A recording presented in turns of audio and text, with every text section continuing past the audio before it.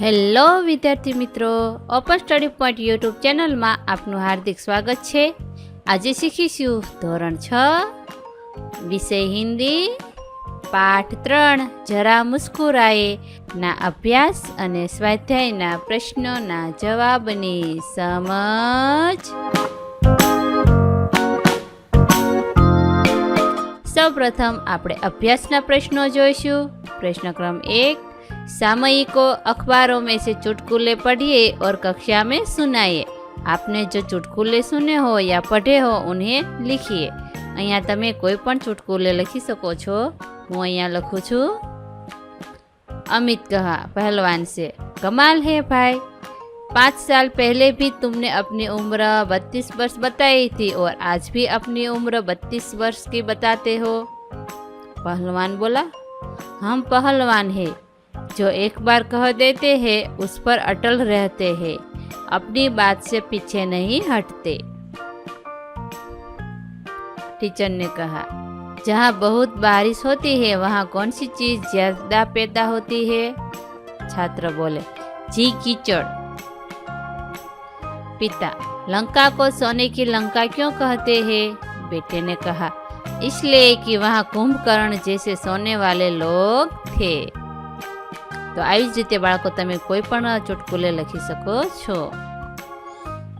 प्रश्न क्रम 2, निम्नलिखित परिच्छेद में से मुहावरे ढूंढिए और उनके अर्थ देखकर वाक्य प्रयोग कीजिए। અહીંયા જે આ પેરેગ્રાફ આપ્યો છે એમાંથી મુહાવરા લખવાના છે અને એનો અર્થ આપવાનો છે અને એના વાક્ય પણ બનાવવાના છે। તો ચાલો પહેલા જોઈએ। रमेश पढ़ाई में होशियार लड़का है, इसलिए रमेश पिताजी की आंखों का तारा है। तो जो बाळको आंखों का तारा है ने एक मुहावरो बनशे। इस साल रमेश ने कमर कस के परीक्षा की तैयारी की थी। कमर कस के ये पण एक मुहावरो है। जब वह परीक्षा देने गया तो उसका दर्द ईद का चांद मित्र महेश का नंबर भी उसके नज़दीक था। महेश आस्तीन का सांप निकला और वह अध्यापक की नज़र चुरा के रमेश की कॉपी में से नकल कर रहा था। उस वक्त अध्यापक ने देखा और वे आग बबूला हो गए। तो चालो एना हवे मुहावरा लखीए। पेलू, आँखों का तारा एटले के बहुत प्यारा। गौरव अपनी माँ की आँखों का तारा है। तो આવી જ રીતે બાળકો આપણે બીજા પર લખશું। ચાલો। कमर कसना એટલે કે अच्छी तरह तैयार होना। मैंने भी प्रतियोगिता में जीतने के लिए कमर कस ली है। ईद का चांद होना એટલે કે बहुत दिन बाद मिलना। आजकल तुम ईद के चांद हो गए हो, दिखाई नहीं देते। चौथो, आस्तीन का सांप એટલે કે कपटी मित्र बनकर शत्रु जैसा व्यवहार करना। मैंने मनोज पर पूरा विश्वास किया लेकिन वह आस्तीन का सांप निकला। 5, नजर चुराना એટલે કે किसी का ध्यान न जाए इस तरह काम करना। अपराधी पुलिस की नजर चुराकर भाग गया। आग बबूला होना એટલે કે बहुत क्रोधित होना। नौकर ने गुलदस्ता टूट जाने पर मालकिन आग बबूला हो गई। प्रश्न क्रम 3, रेखांकित शब्दों के लिंग बदलकर वाक्य फिर से लिखिए। अहींया जे शब्दों छे, मेरे दादाजी यात्रा पर गए हैं, एमां दादाजी छे एनुं लिंग परिवर्तन करीने वाक्य फरीथी लखवानुं छे। तो आपणे अहींया लखी शकाय, मेरी दादी जी यात्रा पर गई है।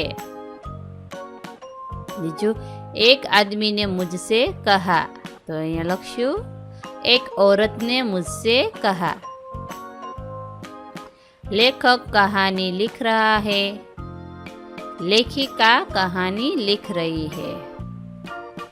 मेरी मालकिन का स्वभाव बहुत अच्छा है, मेरे मालिक का स्वभाव बहुत अच्छा है। 5, बारिश को देखकर मोर नाचने लगा।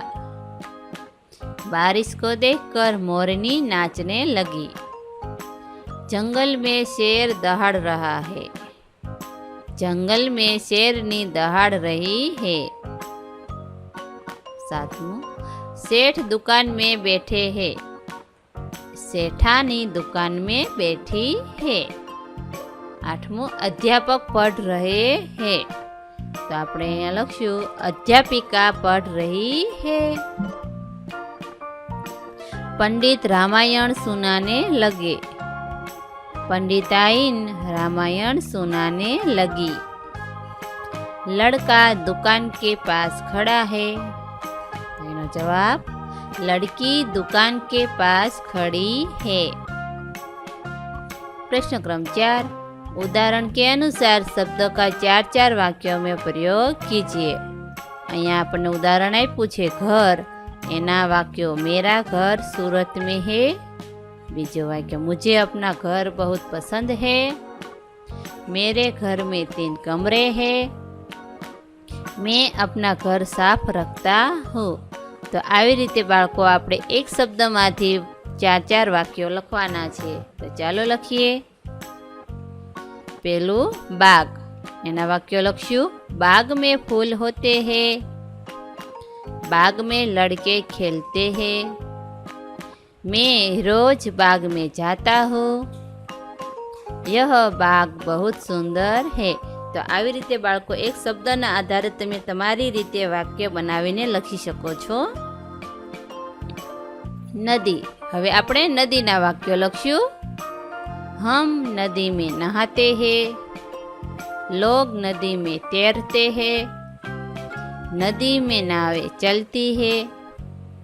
गंगा पवित्र नदी है। सवाल नंबर 3, दोस्त। गौरव मेरा दोस्त है। मेरा दोस्त पढ़ने में होशियार है। मैं अपने दोस्त के साथ खेलता हूँ। जीवन में दोस्त होना जरूरी है। चौथू, पसंद। मुझे गुलाब का फूल पसंद है। दीदी की पसंद चमेली का फूल है। माँ केवड़ा पसंद करती है। सबकी अपनी अपनी पसंद होती है।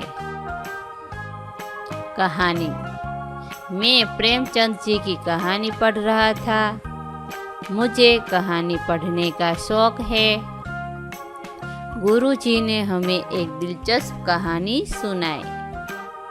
बच्चे कहानी सुनने में मग्न थे।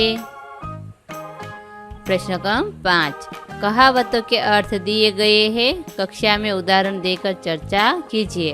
तो અહીંયા આપણને કહાવતના અર્થ આપ્યા છે, એના ઉદાહરણ રૂપે ચર્ચા કરવાની છે। पहलू, अक्ल बड़ी या भैंस। शरीर बड़ा होने की अपेक्षा अक्ल बड़ी होती है।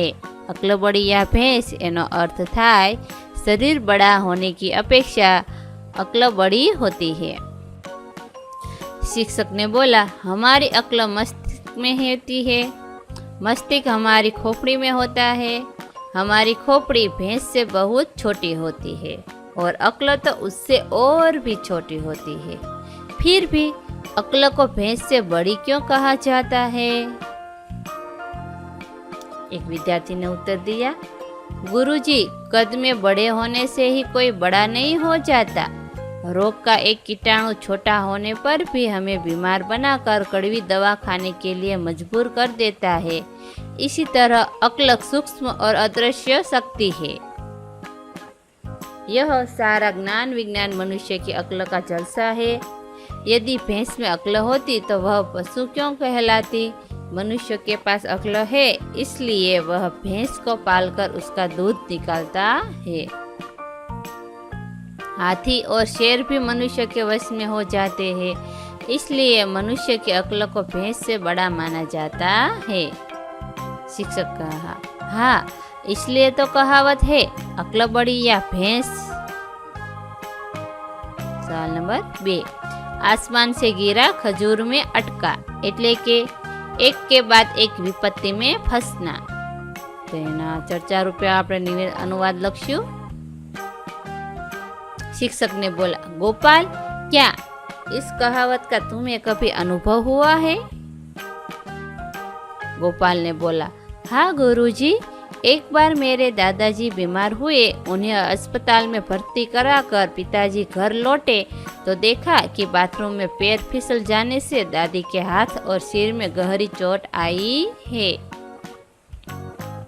तब उनके मुंह से मैंने यही कहावत सुनी थी, आसमान से गिरा खजूर में अटका। सवाल नंबर 3, आए थे हरिभजन को ओटन लगे कपास, એટલે કે अच्छा काम छोड़कर महत्वहीन काम में लग जाना। चलो आनो चर्चा रूपे लिखिए। शिक्षक ने कहा, धवल क्या तुम इस कहावत का कोई अर्थ उदाहरण दे सकते हो? धवल बोला, क्यों नहीं गुरुजी, मेरे चाचा जी फिल्म में अभिनेता बनने के लिए लखनऊ से मुंबई आए थे। बहुत कोशिश की पर किसी फिल्म में मौका नहीं मिला। आखिर उन्हें एक दफ्तर में क्लर्क बनकर जीविका चलानी पड़ी। एक दिन मैंने उनके मुंह से यही कहावत सुनी थी, आए थे हरिभजन को ओटन लगे कपास। सवाल नंबर 4, जो गरजते हैं वो बरसते नहीं, એટલે કે जो डींगे मारते हैं वे काम नहीं कर सकते। तेना जवाब। शिक्षक, सलील क्या तुम इस कहावत का उदाहरण दे सकते हो? सलील बोला, गुरुजी हमारे मोहल्ले में वर्षों से पानी की किल्लत है। पिछले नगर पालिका चुनाव में हर पार्टी के नेता ने लोगों से कहा कि यदि वे चुनकर आएंगे तो कुछ दिनों में ही लोगों को नियमित रूप से भरपूर पानी दिलाएंगे। चुनाव हुए 2 साल हो गए। जो उम्मीदवार जीता वह अभी तक कहीं नजर नहीं आया। अब इसे आप क्या कहेंगे?